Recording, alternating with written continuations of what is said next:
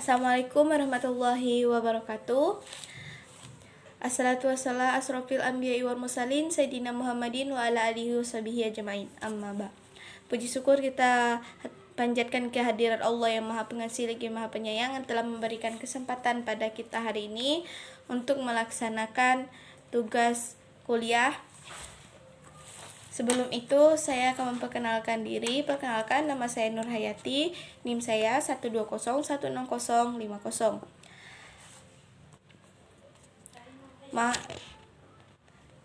Materi yang akan saya jelaskan pada hari ini adalah peran pemasaran dalam Islam. Materi ini atau mata kuliah ini dibimbing atau diajarkan oleh Bapak Adi Mursalin, SE, MM, CPHCM. Ada beberapa peran pemasaran dalam suatu bisnis maupun perusahaan. Peran yang pertama adalah dalam sektor bisnis, pemasaran sangat dibutuhkan untuk pengenalan produk. Berbagai perusahaan di bidang industri, pelayanan, penerbangan, perbankan, dan lain sebagainya. Yang kedua, dalam sektor non-profit, pemasaran kerap digunakan sebagai upaya promosi organisasi, perguruan tinggi, rumah sakit, dan berbagai kelompok kesenian atau komunitas lainnya untuk menarik peminatnya. Bahkan, berbagai instansi pemerintah juga mengeluarkan kampanye pemasaran yang bersifat sosial, seperti kampanye anti rokok, anti narkoba, anti seks bebas, dan lain sebagainya. C. Dalam sektor internasional, pemasaran kerap digunakan oleh perusahaan multinasional yang bertujuan meningkatkan pemasaran global. Salah satu ayat yang berhubungan dengan pemasaran yaitu surah Al-Qasas ayat 77 yang berbunyi Bismillahirrahmanirrahim. Wabtaghi fima ataka lahud darul akhirata wa la tansa nasibaka minad dunya wa ahsin kama ahsanallahu ilaika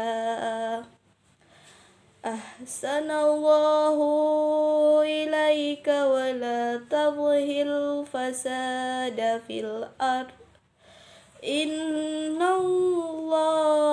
la yuhibbul mufsidin, yang artinya, dan carilah pahala negeri akhirat dengan apa yang telah dianugerahkan Allah kepadamu, tetapi jangan kamu lupakan bagianmu di dunia dan berbuat baiklah kepada orang lain sebagaimana Allah telah berbuat baik kepadamu. Dan janganlah kamu berbuat kerusakan di bumi, sungguh Allah tidak menyukai orang yang berbuat kerusakan. Nah, kandungan ayat ini mengatakan bahwa kita harus mencari pahala untuk negeri akhirat, namun kita tidak boleh melupakan bagian kita di dunia atau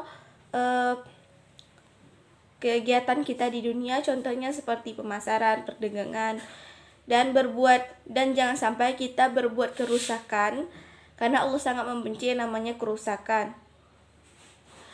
Kerusakannya jika di dalam pemasaran itu memberikan barang yang tidak baik, atau membuat kecurangan, atau merusak proses pemasaran, atau merusak proses transaksi pemasaran juga tidak baik. Dan kita juga tidak boleh membuat pelanggaran tersebut, karena Allah tidak meridhoi orang-orang yang berbohong atau merusak kebenaran dari sebuah kegiatan ataupun segala sesuatunya. Dalam pemasaran Islam juga dikenal dengan yang namanya harga yang adil. Apa sih yang dimaksud dengan harga yang adil? Harga yang adil adalah harga yang tidak menimbulkan penindasan atau kezaliman sehingga dapat menguntungkan untuk semua pihak. Maksudnya di sini bahwa semua harga yang adil itu tidak memberatkan pembeli maupun penjual dan akan sama-sama mendapatkan keuntungan dari harga tersebut. Bukan hanya tentang harga saja, di dalam Islam juga membahas dengan sistem pasar. Bagaimana sih sistem pasar menurut Islam? Sistem pasar menurut Islam menjelaskan bahwa pasar harus berdiri di atas prinsip persaingan bebas atau perfect competition, namun bukan berarti bebas tersebut berlaku mutlak, melainkan kebebasan tersebut dibalut oleh bingkai syariah. Di sini bukan berarti dalam Islam memberikan kebebasan dalam melakukan pasar atau sistem pasar atau menjalankan pasar, namun bebas di dalam Islam itu adalah bebas untuk melakukan proses jual beli, namun tetap dibingkai dengan syariat Islam, yaitu tidak melakukan riba, tidak melakukan kebohongan, tidak memberatkan suatu pihak. Nah, di sini itu dikatakan bebas itu adalah persaingan. Di sini persaingan juga harus bebas, tanpa jauhkanlah persaingan dengan iri dengki atau hal-halnya tidak baik. Karena dalam Islam, jika melakukan suatu pemasaran, kita harus melakukan persaingan secara benar, baik, dan jauhilah kecurangan-kecurangan yang ada dalam setiap kegiatan atau melakukan sistem pasar atau memperdagangkan sesuatu atau memasarkan sesuatu. Di dalam Islam, pasar juga memiliki prinsip pasar, diantaranya yang pertama adalah ar-ridha, yaitu semua transaksi yang dilakukan harus berlandaskan kerelaan antara tiap-tiap pihak atau freedom contracts. Hal tersebut sesuai dengan firman Allah Subhanahu wa taala dalam ayat berikut. Bismillahirrahmanirrahim. Ya ayyuhallazina amanu ata'kulu amwalakum bainakum bil batili illa an takuna tajaratan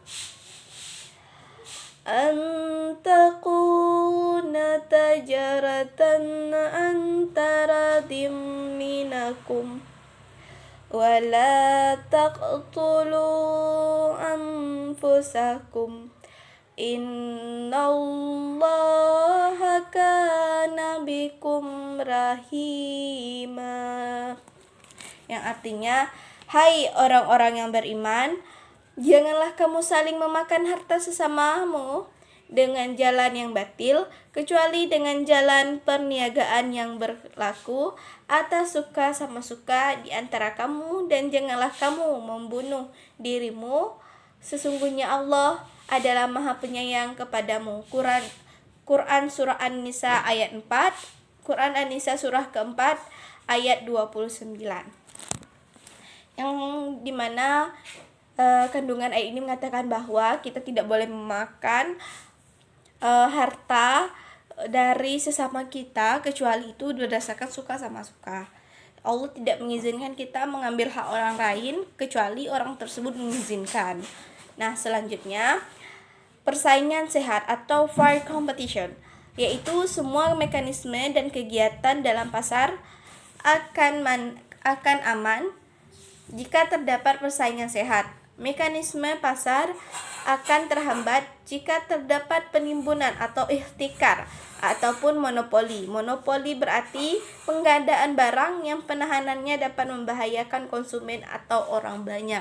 Hal ini tidak boleh kita tiru ya teman-teman.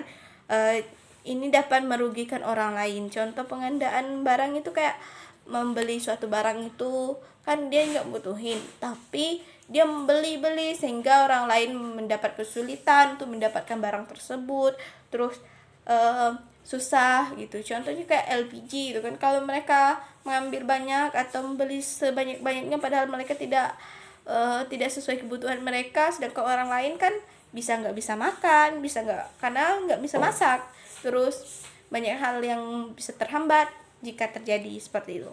Selanjutnya, kejujuran atau honesty, yaitu pilar penting dalam Islam. Islam secara tegas melarang melakukan kebohongan dan penipuan dalam bentuk keadaan apapun, termasuk dalam mekanisme pasar. Nah, dalam hal ini Islam sangat melarang sekali namanya kebohongan atau penipuan seperti yang saya jelaskan tadi, karena Allah itu tidak suka dengan hal itu. Walaupun Allah memberikan kebebasan, bukan berarti bebas itu kita bisa melakukan sesuai apa yang kita mau, tapi tetap harus berdasarkan syariat Allah. Nah, selanjutnya, maksudnya berdasarkan syariat Islam, selanjutnya itu adalah keterbukaan atau transparansi dan keadilan atau justice, yaitu segala transaksi dan kegiatan dituntut untuk selalu benar dalam pengungkapan kehendak dan keadaan yang sesungguhnya. Nah, kita harus transparan atau maksudnya di sini adalah kita itu harus memberitahu kepada konsumen kita bahwa barang itu ada yang cacat atau ada yang rusak atau bahannya kurang bagus. Kita tidak boleh bohong, kita harus transparan agar pelanggan kita tidak kecewa. Nah, tadi kita sudah membahas tentang sistem pasar, terus prinsip-prinsip pemasaran. Nah, kita akan lanjut ke dalam harga dan persaingan sempurna pada pasar. Harga dan persaingan sempurna pada pasar Islam itu apa sih? Kita harus cari tahu dulu. Pengertian dari persaingan sempurna pada pasar Islam adalah pasar yang tidak membutuhkan kekuasaan yang besar untuk menentukan apa yang harus dikonsumsi dan diproduksi. Sebaliknya, tiap individu sebaiknya diberikan kebebasan untuk memilih kebutuhannya dan cara memenuhi kebutuhan tersebut. Selanjutnya, harga. Harga akan kembali normal dalam waktu yang tidak terlalu lama. Menurut Rasulullah, penetapan harga merupakan tindakan zalim yang dapat merugikan berbagai pihak, termasuk pedagang, karena mereka merasa terpaksa menjual barangnya sesuai dengan harga yang ditetapkan. Nah, harga dan persaingan sempurna di sini adalah kita harus melakukan persaingan secara sempurna atau memang sesuai dengan ahli kita atau memang sudah kita rencanakan, karena kita tuh berhak untuk memilih apa yang akan kita jual atau apa yang akan kita pasarkan nanti kepada konsumen kita atau orang lain gitu. Nah, berkaitan dengan harga kan di sini Allah mengatakan bahwa Nabi Muhammad bahwa penetapan harga merupakan tindakan zalim, dapat merugikan pihak-pihak lain. Nah, contoh kenapa bisa dibilang zalim? Karena jika harganya itu mahal sedangkan barangnya itu kayak tidak terlalu sesuai atau apa, itu kan bisa merugikan pihak lain. Mereka mengeluarkan banyak uang untuk beli barang yang sebenarnya itu enggak terlalu bagus atau apa gitu. Dan juga bisa juga contohnya kayak barangnya itu harganya kan aslinya itu 25.000. Nanti udah mereka patokkan harga itu ke 80.000. Maka yang akan dirugikan adalah pihak pembelinya atau konsumennya. Mereka tidak diuntungkan karena mereka akan keluar sekali uang banyak, tidak. Sedangkan para penjual itu mendapatkan untung yang besar dari hasil penjualan barang tersebut kan, dari 25.000 ke 80. Itu sangat-sangat merugikan bagi para pedagang. Nah, bukan hanya itu, kita harus tahu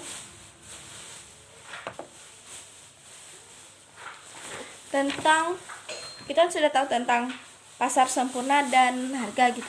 kita juga harus tahu apa yang sih yang dimaksud dengan hisbah dan juga pengawasan pasar.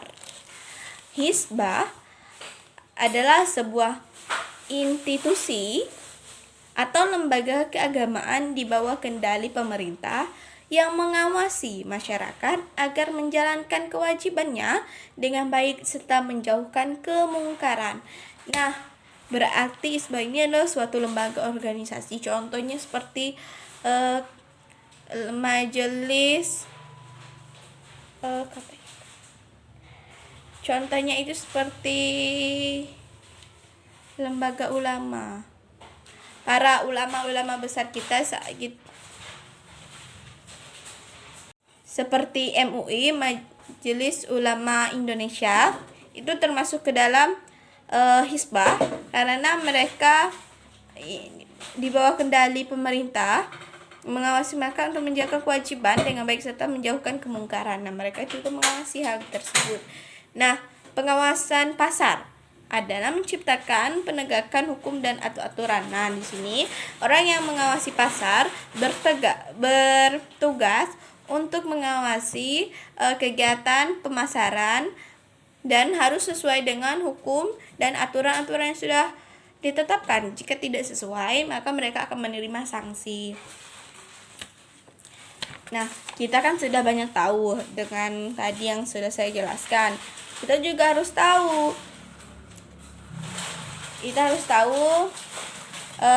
tentang mekanisme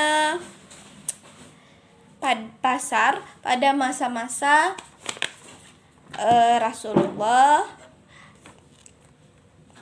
masa Khulafur Rasyidin, masa Bani Umayyah,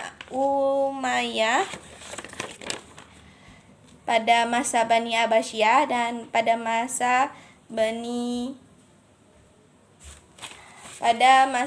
Abbasiyah.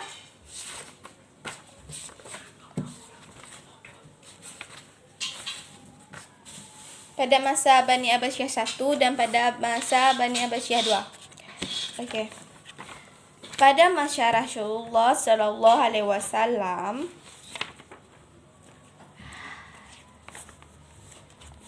mekanisme pasar sangat dihargai dan dijunjung tinggi. Rasulullah SAW secara tegas menolak keberadaan kebijakan tentang penetapan harga apabila terjadi kenaikan harga di Madinah kala itu. Selama kenaikan yang terjadi diakibatkan oleh kekuatan pemerintah dan penawaran yang murni serta tidak berlandaskan dorongan monopolistik dan monosonistik, maka tidak ada alasan untuk tidak menghormati harga pasar. Nah, itu pada masa Rasulullah SAW. Pada masa Khulafur Rasyidin adalah 4 khalifah pemimpin agama yang dipercaya untuk meneruskan kepemimpinan setelah Rasulullah SAW wafat. Khalifah pertama yang ditunjuk untuk memegang tampuk pemerintahan adalah Abu Bakar As-Siddiq. Tidak banyak diketahui kebijakan mengenai harga yang dibuat oleh Abu Bakar. Akan tetapi, sebagai seorang fuqaha yang berprofesi sebagai pedagang, Abu Bakar menjalankan praktik perdagangan secara syariah Islam, termasuk masalah kebijakan tentang harga yang telah ditetapkan sebelumnya oleh Rasulullah Shallallahu Alaihi Wasallam.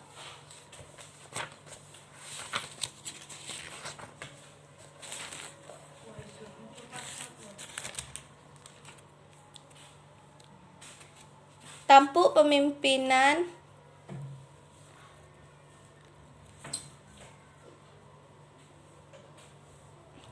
selanjutnya yaitu khalifah ketiga diberikan kepada Utsman bin Affan sebagai seorang fuqaha. Beliau mempunyai kepedulian yang tinggi terhadap penegakan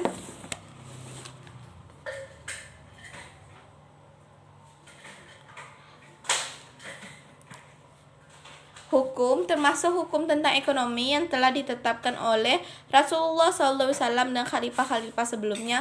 Dalam hal kebijakan harga, beliau tidak menyerahkan penentuan harga kepada perusahaan. Selanjutnya, pada masa Bani Umayyah. Pada masa Bani Umayyah, mulai ditentukan banyak buku-buku yang ditulis pada fuqaha, sufi, dan filsuf yang menunjukkan perkembangan peradaban Islam. Buku-buku yang mereka tulis sebenarnya bersifat komprehensif dan tidak secara khusus membahas tentang sistem ekonomi. Meskipun demikian, beberapa orang di antara para fuqaha tersebut memberikan kontribusi bagi sistem ekonomi Islam dan Abu Yusuf termasuk di antaranya.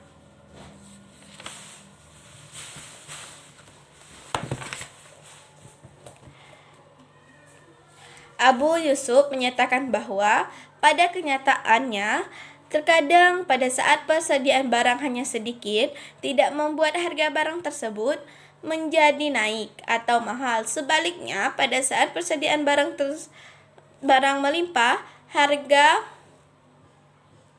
barang tersebut belum tentu menjadi murah. Dari pernyataan tersebut dapat disimpulkan bahwa Yusuf menyangkal pendapat umum bahwa apabila persediaan barang sedikit maka harganya akan mahal. Sedangkan apabila persediaan barang banyak, maka harganya akan murah. Hal tersebut dikarenakan harga tidak hanya tergantung atau bergantung pada pemerintah atau tidak bergantung pada permintaan, namun juga bergantung pada kekuatan penawaran. Lebih lanjut, Abu Yusuf menyatakan bahwa tidak ada batasan tertentu murah atau mahal suatu barang. Murah dan mahalnya harga suatu barang merupakan ketentuan Allah Subhanahu wa Ta'ala. Selanjutnya, pada masa Bani Abbasiyah 1. Pada masa Bani Abbasiyah terbagi menjadi dua pemimpinan, yaitu Ahmad bin Hambal dan Imam Al-Ghazali. Masa pemimpinan Ahmad bin Hambal mengancam pembelian dari seorang penjual yang menurunkan harga suatu barang untuk mencegah orang membeli barang yang sama dari penjual lain atau saingannya. Sedangkan pada masa Imam Al-Ghazali sangat menentang penimbunan uang dengan alasan bahwa uang dirancang untuk memudahkan pertukaran, sedangkan praktik penimbunan uang dapat menghalangi proses pertukaran tersebut. Nah, itu pada masa Bani Abbasiyah 1. Kita lanjut kepada masa Bani Abbasiyah 2. Pada masa Bani Abbasiyah 2 terbagi menjadi dua kepemimpinan juga, yaitu Ibnu Tamiyah dan Ibnu Khaldun. Ibnu Tamiyah mengancam para pedagang yang melakukan penimbunan barang dan menjual dengan harga yang lebih tinggi dari harga normal dengan menyuruh para pedagang tersebut untuk menjualnya pada tingkat harga ekuivalen. Sedangkan Ibnu Khaldun mengatakan bahwa ketika barang-barang yang tersedia sedikit, maka harga barang akan naik. Akan tetapi dalam hal ini jarak atau distribusi juga turut adil dalam penentuan harga. Nah, kita kan sudah tahu tentang beberapa pemasaran. Terus pada masa-masa Rasulullah, kita juga harus tahu surah yang mengandung tentang pemasaran, yaitu berada pada surah An-Nahl ayat 90 yang berbunyi, Bismillahirrahmanirrahim.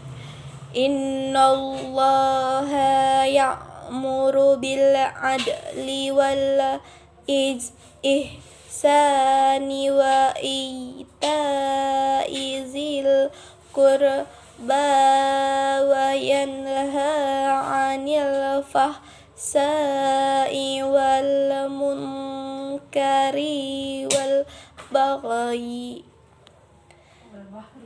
wal baghi ya'izukum la'allakum tazakkarun.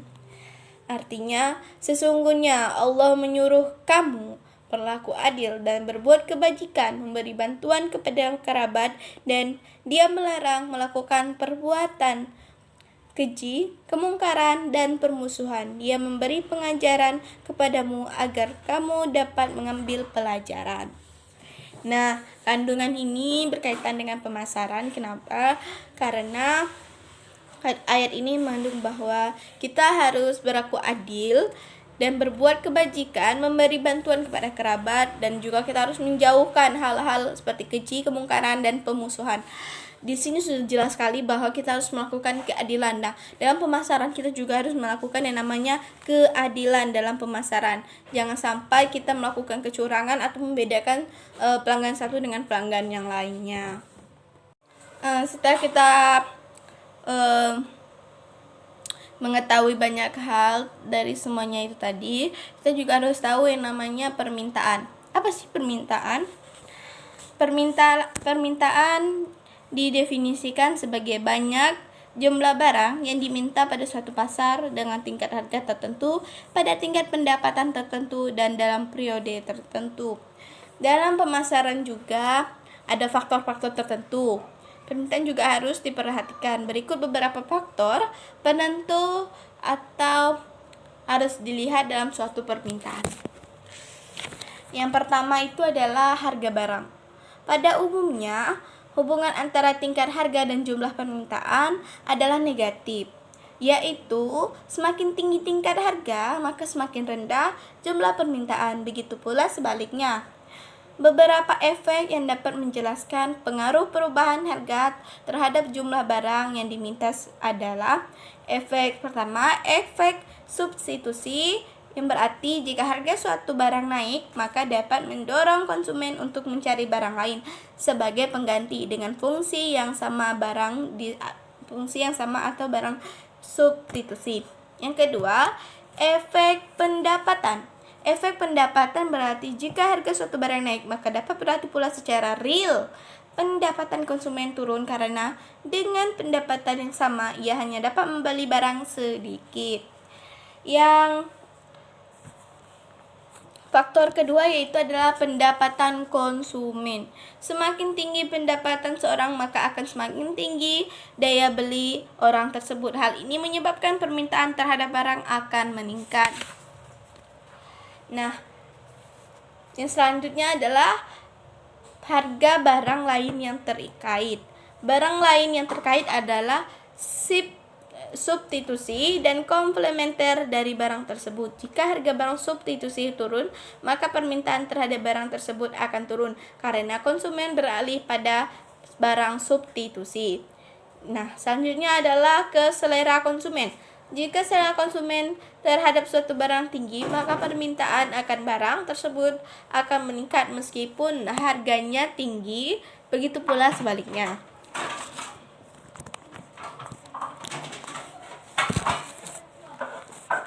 Selanjutnya ke ekspektasi atau pengharapan. Ekspektasi dibagi menjadi dua, yaitu ekspektasi positif dan ekspektasi negatif. Dalam hal ini, jika konsumen memiliki ekspektasi positif terhadap suatu barang, maka konsumen akan lebih terdorong untuk membeli barang tersebut. Begitupun sebaliknya. Yang selanjutnya itu adalah maslahah. Pengaruh maslahah terhadap permintaan tidak dapat dijelaskan secara sederhana karena maslahah tergantung pada tingkat keimanan seseorang. Maslahah sendiri merupakan upaya meraih manfaat dan menghindarkan kemudaratan. Jika maslahah turun, maka jumlah barang yang diminta akan turun. Begitu pula sebaliknya. Yang kedua itu kita harus tahu apa itu penawaran. Selain permintaan, penawaran juga merupakan elemen penting dalam menggerakkan pusat penawaran, menggerakkan pasar. Penawaran didefinisikan sebagai jumlah barang dan jasa yang tersedia dan dapat ditawar oleh produsen kepada konsumen pada tiap tingkat harga selama periode waktu tertentu. Ibnu Taimiyah mengistilahkan penawaran sebagai ketersediaan barang di pasar. Ada beberapa faktor tertentu suatu penawaran, yaitu ada maslahah dan juga keuntungan. Maslahah penawaran juga tidak jauh beda dengan maslahah di permintaan.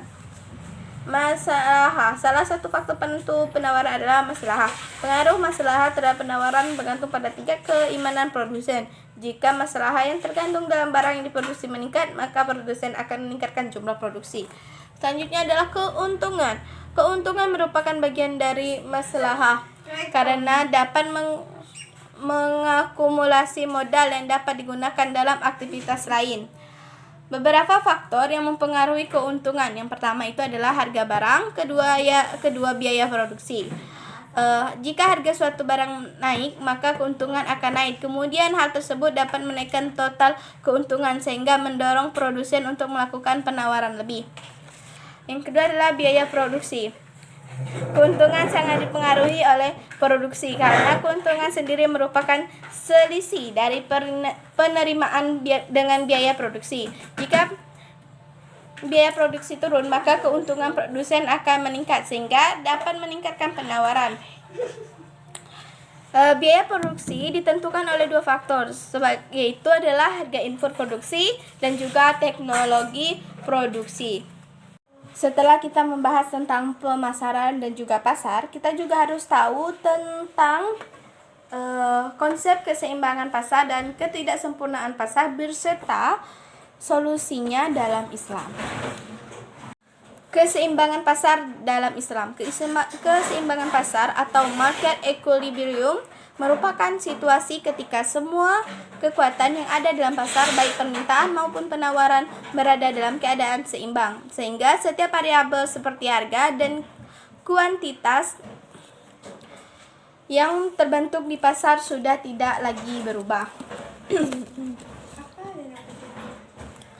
Pada keadaan tersebut, harga dan kuantitas yang diminta akan sama dengan yang ditawarkan, sehingga terjadi transaksi atau proses terjadinya keseimbangan pasar ataupun perubahan keseimbangan pasar sendiri dapat berasal dari sisi penerimaan maupun sisi penawaran. Ketidaksempurnaan pasar dalam Islam.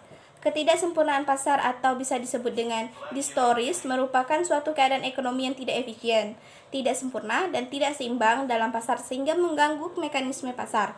Ketidaksempurnaan pasar sebagai akibat dari terjadinya penyimpangan nilai dan norma yang telah ditetapkan oleh Allah SWT. Beberapa penyimpangan yang terjadi dijelaskan sebagai berikut. Yang pertama adalah penyimpangan terstruktur. Penyimpangan terstruktur berasal dari struktur organisasi pasar yang dapat mengganggu mekanisme pasar dengan cara yang sistematis. Struktur pasar yang dimaksud antara lain monopoli, duopoli, oligopoli, dan kompetisi monopolistik. Sebagai contoh, dalam praktik monopoli, seorang produsen dapat mematok harga tinggi untuk memperoleh keuntungan di atas normal. Selanjutnya adalah penyimpangan tidak terstruktur. Ini salah satu penyimpangannya ya. Penyimpangan tidak terstruktur berasal dari faktor insidental dan temporer yang dapat mengganggu mekanisme pasar. Sebagai contoh, kesenjangan dalam menimbun untuk menghambat pasokan barang agar harga pasar naik, atau ihtikar. Penciptaan permintaan semu untuk kenaikan harga atau najasi. Penipuan kualitas kuantitas harga atau waktu pengiriman tadlis. Kolusi para pedagang untuk membuat harga di atas normal atau bai al-hadir lil badi. Ketidakpastian kuantitas, kualitas, harga, dan waktu atau takhrir, dan lain-lain. Ketidaksempurnaan informasi. Ketidaksempurnaan informasi yang dimiliki oleh para pelaku pasar juga dapat mengganggu mekanisme pasar sehingga menyebabkan ketidaksempurnaan pasar.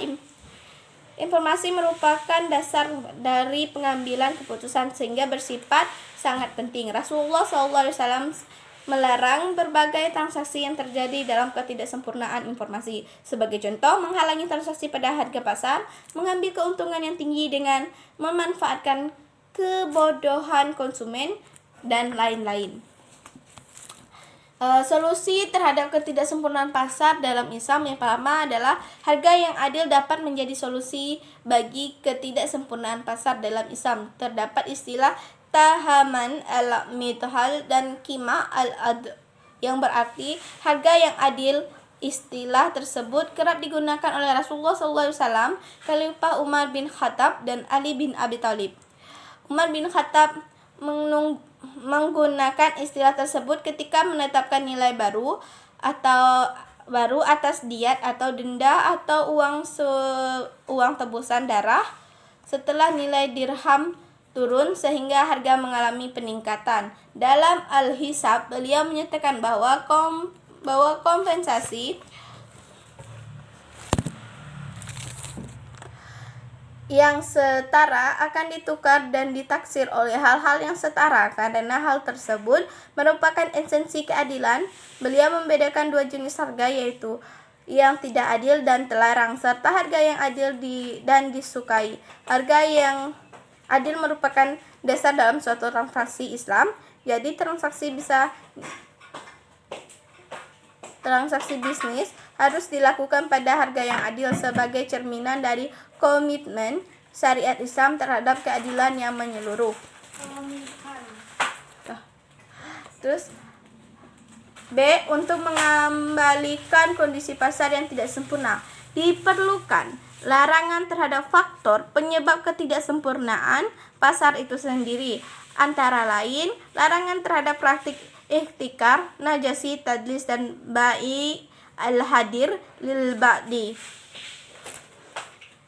Selanjutnya, solusi yang bisa diberikan adalah keterbukaan informasi diperlukan dalam mengatasi ketidaksempurnaan pasar. Keterbukaan informasi diperlukan untuk menghindarkan tiap-tiap pihak dari praktik penipuan dan penyimpangan lainnya sehingga dapat tercipta mekanisme pasar yang baik.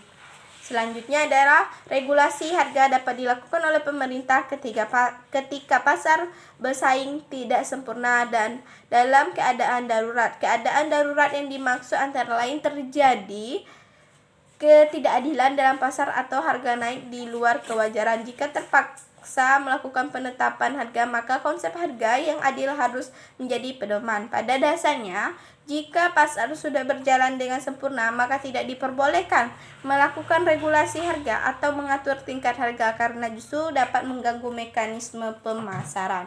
Setelah kita mengetahui hal tersebut, kita juga harus tahu peran pemerintah dalam mengawasi pasar. Pada umumnya, intervensi yang dilakukan oleh pemerintah berupa intervensi kebijakan dalam regulasi yang berhubungan dengan permintaan dan penawaran serta intervensi dalam menentukan harga. Intervensi dengan cara membuat kebijakan yang dapat mempengaruhi permintaan dan penawaran atau market intervention biasanya dilakukan karena adanya distorsi pasar karena faktor alamiah. Itu adalah beberapa pengawasan yang dilakukan oleh pemerintah. Selanjutnya, kita juga harus tahu yang namanya keputusan pembelian konsumen. Proses keputusan pembelian konsumen apabila konsumen menyadari suatu masalah atau kebutuhan terhadap suatu produk yang diinginkan. Yang pertama itu adalah pengenalan masalah. Proses pembelian diawali suatu pembeli menyadari adanya masalah kebutuhan. Pembeli menyadari terdapat perbedaan antara kondisi sesungguhnya dan kondisi yang diinginkan. Jadi pembeli sudah tahu mengenai masalah apa yang mereka mau dan tidak mau. Nah, kedua yaitu pencarian informasi.